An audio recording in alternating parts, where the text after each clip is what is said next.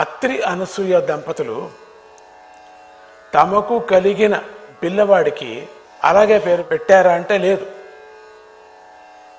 వాళ్ళకు కలిగిన పిల్ల అంటే వాళ్ళు స్వామి అయోనిజే కదా, టపక్కని పడ్డాడు కింద అంటారు. అట్లా వాళ్ళంత శక్తిపాతంతోనే కదా పిల్లలు కంటూ ఉంటారు.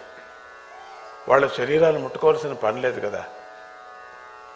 ఎలాంటి సంస్కారాలు చేయలేదు స్వామికి. ఎందుకంటే ఆ పిల్లవాడు పరమాత్మ అని వారికి తెలుసు. వారు నిర్మల బుద్ధి కలవారు, పవిత్రులు కనుకనే త్రిమూర్తులు వారికి ప్రత్యక్షమై, తల్లిదండ్రులారా మేము మీకు దత్తులమై పోయాము, అది దత్తాత్రేయుడు అంటే అర్థం. అది అమ్మా నాన్న అని పిలిచే అంటే